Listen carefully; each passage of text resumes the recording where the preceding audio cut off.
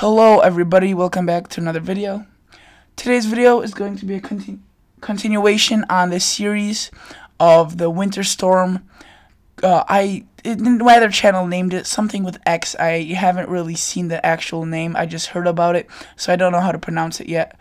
But something like Xantillo, I don't know, but it's a major winter storm, late season. It's still, don't get deceived by the fact that it's late in the winter and the storm is going to be weak, because in fact some of the strongest storms happen in early fall and late spring. So let's just dive right into it. Before this video starts, I would like to ask you guys a reminder, please subscribe to my channel. It really helps a lot, and please like this video. Really helps out a lot, so thank you for that. And now let's move on. So this is this first wave that's passing through. It can leave up to 4 inches of snow in upper Minnesota and UP of Michigan, but some light rain occurring in my area, Chicago, right now. And that is honestly good because we've been having temperatures in the 70s, so warm rain plus warm air equals just plant life to explode. So I'm really excited about that, adding new videos to my garden series. If you want to check that out, I'll put a link to it in the description. It's Great Lakes Gardener. Please consider subscribing to that also. So now you can see that passes through. That's that's a part of the storm, because see, this is the main storm, and it's like this little wave that rips out from this main low, and it just sends across and develops into its own little system that later on affects Nova Scotia and Newfoundland, but nothing major impacts for North America, for the United States. And you can see that this is where the storm really comes out, and like I've been mentioning before, this storm is very strong. You can see 981, that is very powerful, that is very strong winds. You can see the heavy strong winds are extending from around Cleveland, Ohio to about Colorado, so you could just see how big this storm is. And severe weather is definitely a possibility, but at the same time, look at the snow. The snow is 4 to 6 inches of snow per hour. Again, the snow won't fall continuously for 4 to 6 inches of snow per hour for several hours. It will just be at bursts of 4 to 6 inches of snow per hour. However, that could definitely add up. So you could see that this storm is very powerful, and it will be weakening as it moves on further into the country, inland, away from the ocean.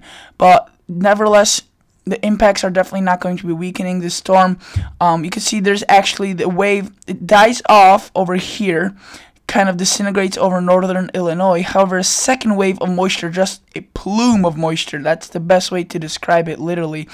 A stream of moisture, like if it would be coming out of the garden hose, is just coming out of the Gulf of Mexico, and that is just exploding into some cold air that causes heavy snow again. And this system continues to go off into Canada and the ocean and the Atlantic Ocean. So that passes through, and after that, it does look as if the pattern will majorly quiet down, at least for the snowy part, and it does seem that much of the country will warm up above average, or around average at least. So that's definitely good news.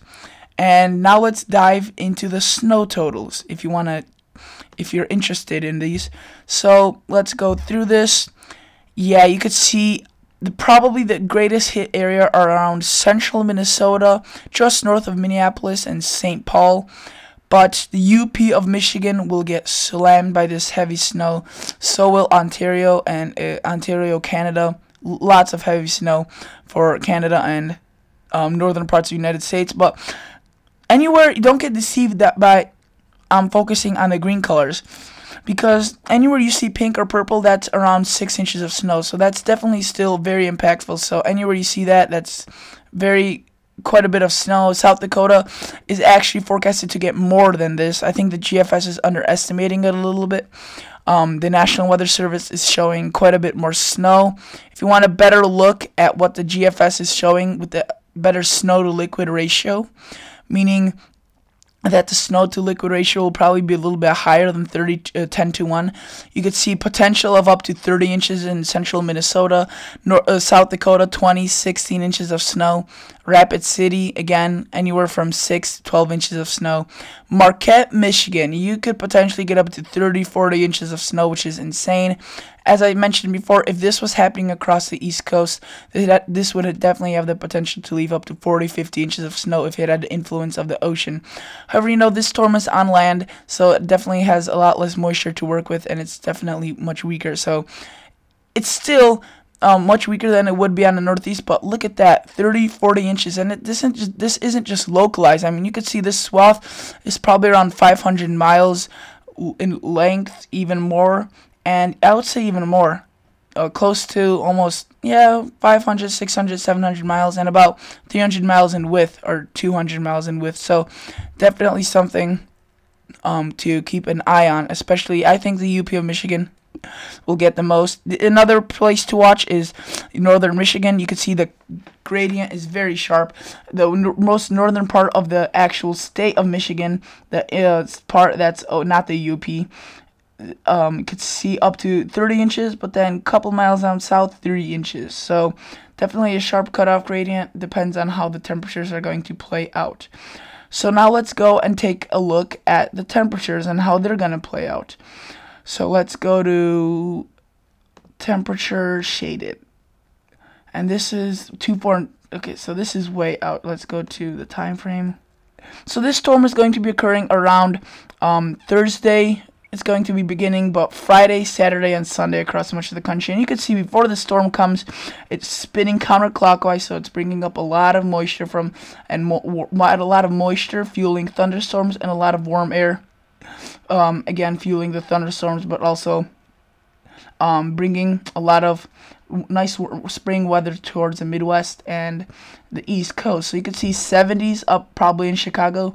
That's not record breaking, but that's for the first time we had 70 this year, so that's definitely a nice relief. And you can see the lows right here, centered right here. The cold fronts coming down right there. So you can see some cold temperatures will return, but I think this is the last major blast of cold temperatures, because you could see later on it just staves off and does not come back. I mean, yeah, look, you could see it will still be quite chilly. For our area, average is around 55.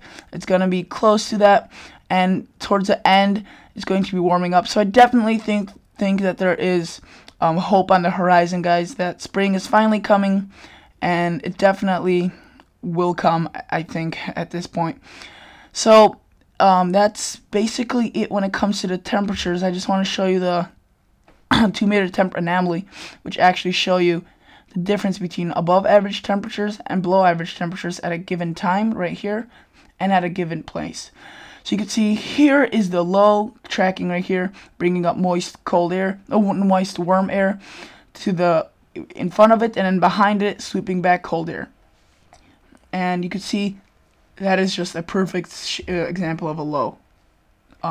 Here is the cold front. Here's the warm front. Very strong, profound spring storm. And you can see the warm air doesn't last for too long. The cold air, like I mentioned before, is going to come in. However, then towards the end, it does end up slightly warming up.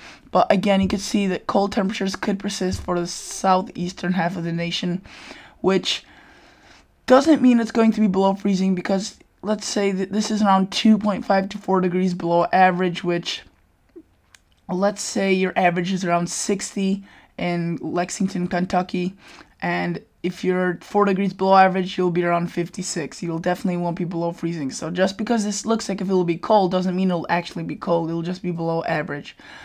And averages are based off the temperatures that have been occurring for the past 30 years on that given date, in case you're wondering. And now let's go. I'd also like to check out the NAM.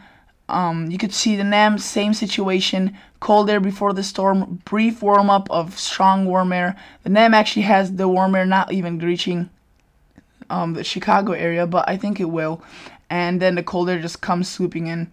If you're wondering what the total snowfall is for the NAM, again, this NAM actually has it, like I said, further south. So I don't think that there will be a foot of snow in Illinois like it's showing right here, and 33 inches in Minnesota. I think it'll be further north. I'll show you what how it actually looks on the radar.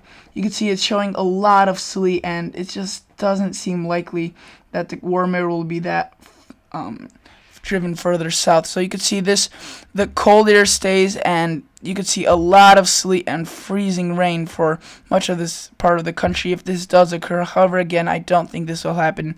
I think the GFS and European have a much better handle on this. So at this point, I don't think that this is very accurate. So that's basically it, guys. Thank you guys so much for watching. As always, please consider liking this video.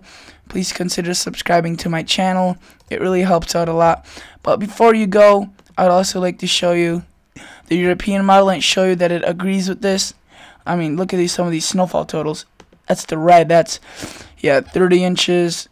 Whoa, dude, look at that. Almost 40 inches. Wait, did that click? Yeah, almost 40 inches. 38.8. So again, you can see the European and GFS are agreeing. That doesn't happen too often. That's why I think I'm going with this. So stay tuned. I'll probably be making maybe one more video. I'm not sure about this storm, but as always, thank you guys so much for watching. See you guys on the next episode.